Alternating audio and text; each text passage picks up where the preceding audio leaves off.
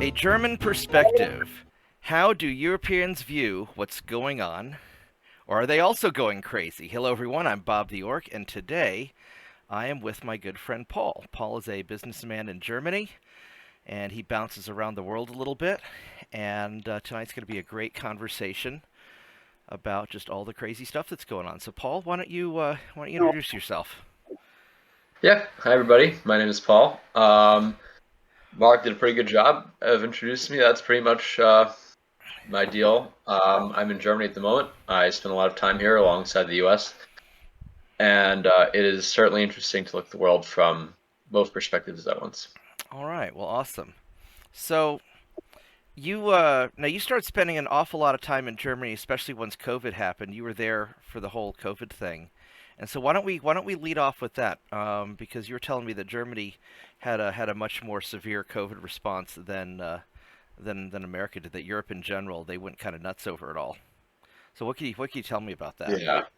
Yeah, before March 2020, I was really New York based, predominantly. And in March 2020, it was a really interesting month for me because the first week of March, I took a 1 week trip to Europe, to Germany and France to visit some friends. It was planned months in advance, had nothing to do, planned before COVID. And that was, above all, such an interesting week to have traveled because I remember it very well. I left New York on March 2nd, and that was kind of the beginning of the end of things being normal. You heard about that coronavirus on the news, didn't really affect you yet, and travel worked really well. This is the last time I remember flying being really fun, but it was empty. And that was fun because you had this amazing system that worked really well with adequate amounts of staffing and no crowds. So that Yeah, was really fun. Yeah, and then 1 week later, I'll add that I'm pretty sure I actually caught COVID at some point towards the beginning of March too, because I was with everybody doing the normal life.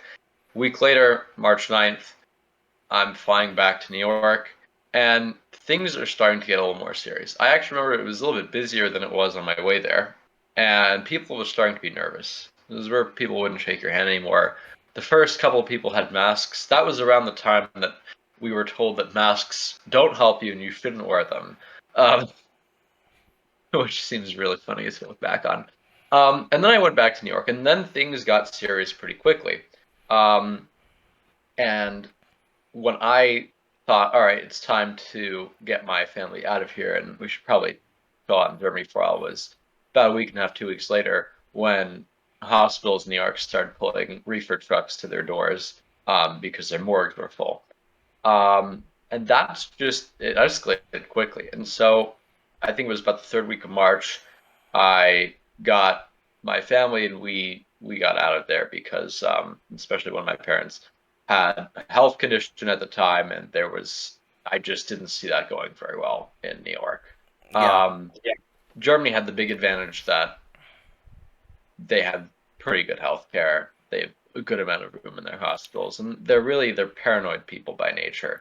So they'll tell you how the world is coming to an end really every day. Um, but in that they're constantly preparing pretty well. I think that if you compare this to being in America or Italy or most other places, chances that you'll get a hospital that'll need you in Germany, pretty good. They're not going to necessarily give up on you and let you die as fast as I would sort of assume that might happen other places, especially if you're older. That's a big concern.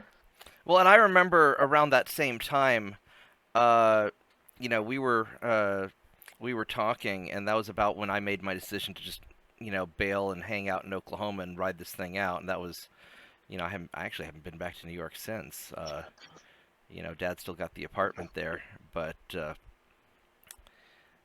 so did things get now here in Oklahoma? We didn't have any lockdowns, and life just remained normal. We had for about 2 weeks, people went through the motions of doing what of keeping socially distant, and we have such a low population density that it just never affected us here. Now, are you in a big city in Germany? Are you in a rural area? What did you do? Um, Well, usually when I'm in Germany, I tend to base myself out of Munich.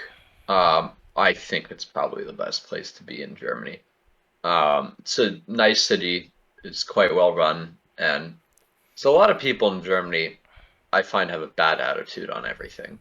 You know, I don't want to call them Karens, but kind of the German equivalent. And I just find a little bit less of them in Munich. Okay, okay. Yeah, I've not been to Munich. I've only ever been to really to Frankfurt, where Mom was singing, and that was a long time ago. So I don't even know if things are even the same now. Frankfurt's kind of the hood of Germany, especially lately. Things kind of go down there, and if it's not the hood people, then you got some pretty, you know, interesting German bankers, and that's kind of all there is in Frankfurt. It's business and hood. Because well, Um, because it seemed like a very nice city, but this is also before the migrant crisis and before all the before Europe opened the floodgates to all the immigrants. What what's your perspective on that? Kind of segueing over.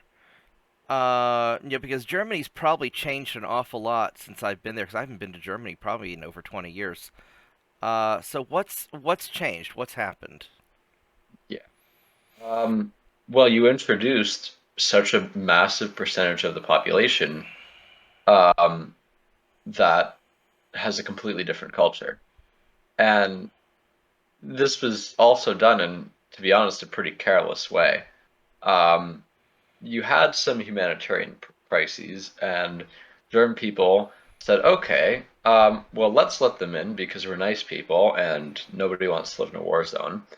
And everybody thought that that would work and be hanky dory. I don't want to say everybody, but that was kind of, I don't think anybody Nobody thought making it those through. decisions knew what they were getting themselves into. Yeah, Right. exactly. And then kind of shit hit the fan. Because what I think everybody that thinks about this deeply would be able to predict, um, nobody really integrated themselves, and that's a big issue till today.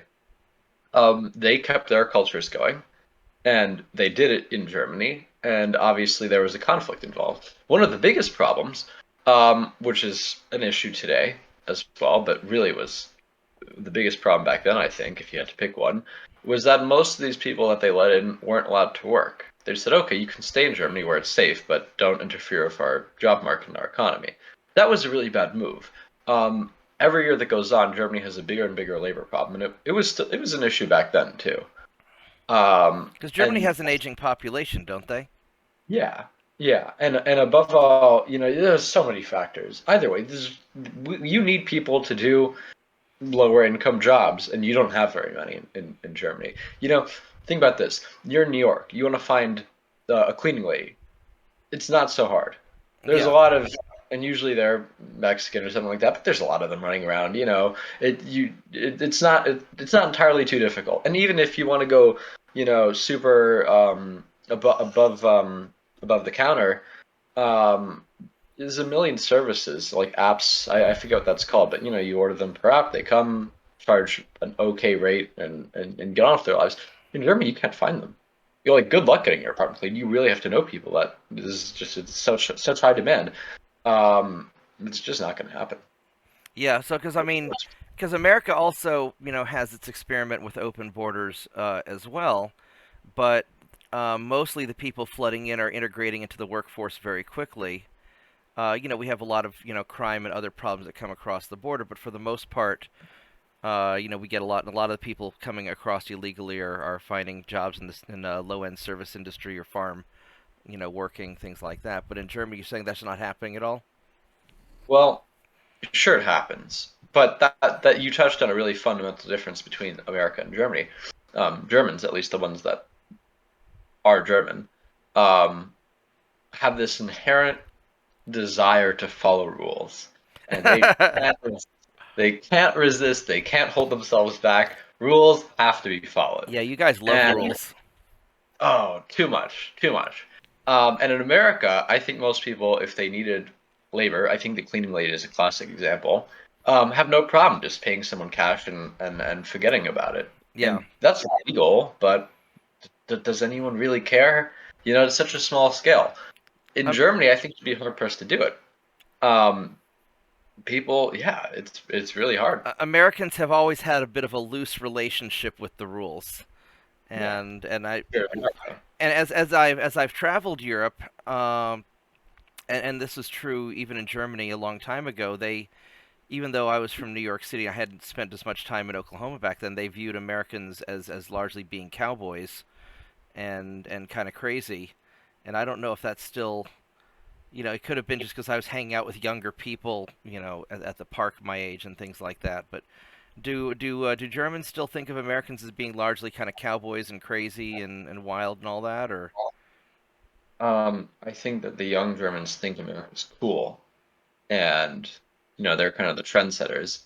But if you ask, Did you say hey, fool or cool? I didn't. cool, cool, Okay, yeah. cool. Okay. I'd say if you ask the older population, or not even older, but not young population, um, about real America, not New York City, basically, not LA. Yeah. They'll say, "Oh, these people, they have all their guns and they're out of their mind." Um, and they'll usually use the gun argument as their weapon of choice. Yeah. I had I had And an I had an interesting conversation with a Ukrainian friend a number of years ago. I was in Ukraine visiting some friends for the Ukrainian Independence Day celebration, and we were all talking, and they thought that Americans were crazy for having so many guns, and I said, well, one of the advantages of having the largest armed population that outnumbers every military in the world combined, including the American military, is that nobody's ever going to invade us. And then years later, we had another conversation, and I was like, I kind of told you so. And uh, and what was really strange is that from talking to my Ukrainian friends more recently, they still think guns are bad. They're going to use the guns to fight, to fight the Russians, and then they want to disarm afterwards. I'm like,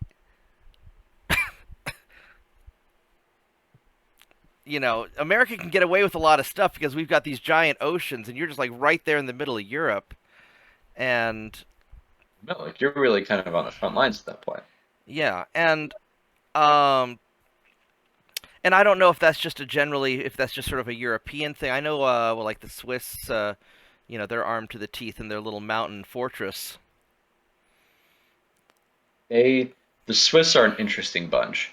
I know a couple tidbits about them. Number one, I had some really reliable sources from various entities in the pharmaceutical industry there, which is one of their big ones. And the Swiss Army just doesn't engage in any conflict. On the other hand, they'll buy up unbelievable amounts of first aid type supplies, burn cream, and so forth. And on the other side, you look about things like bunkers, bomb shelters. Right. Um, it's aside from private ones, they're really hard to come by. Like Germany has a lot of ones that were built in the World War II and abandoned since, and I theoretically you could outfit them, but whatever. And maybe 500,000 people out of the 80 million in Germany will fit into them if that ever happens, which it won't.